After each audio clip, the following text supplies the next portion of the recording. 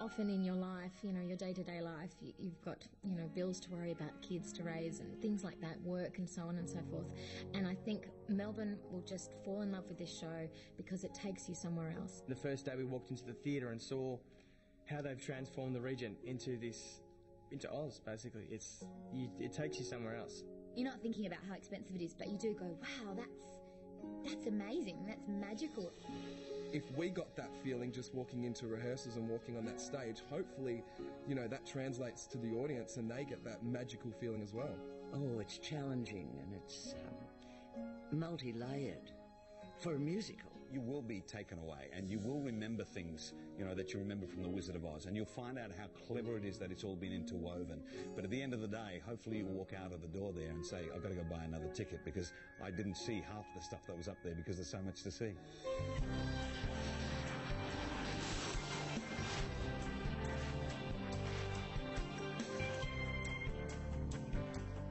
Hello, welcome to Wicked. What is Wicked?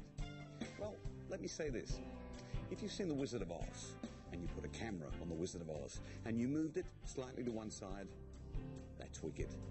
You will find out who is the Scarecrow, who is the Tin Man, what happened to the Wizard, who was the Wicked Witch of the West. All this will be revealed because it's a show for all ages.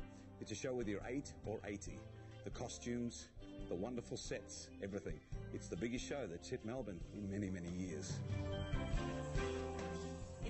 2 weeks, the Broadway production of Wicked, the biggest ever musical to hit our shores, costing $18 million. The show is sold out.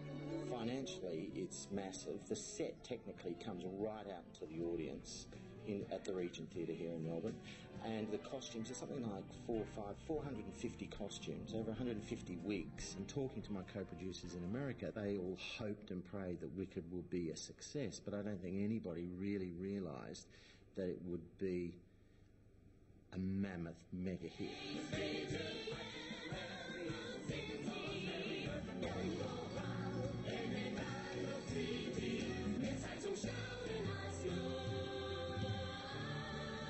Zauberer lässt bitten! The wizard will see you now!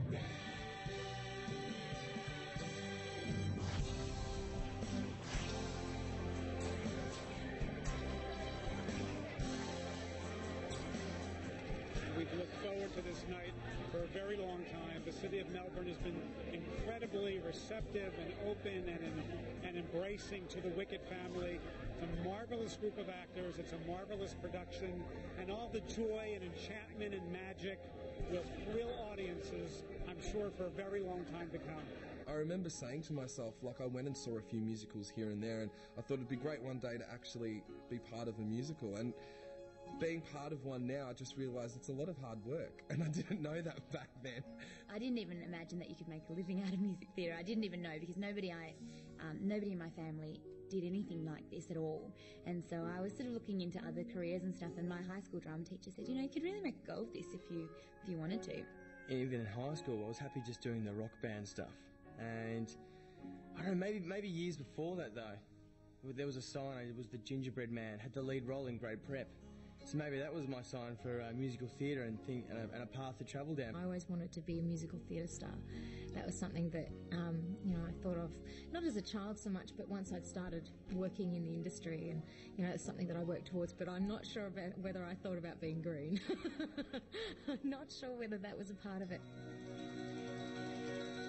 Unlimited, my future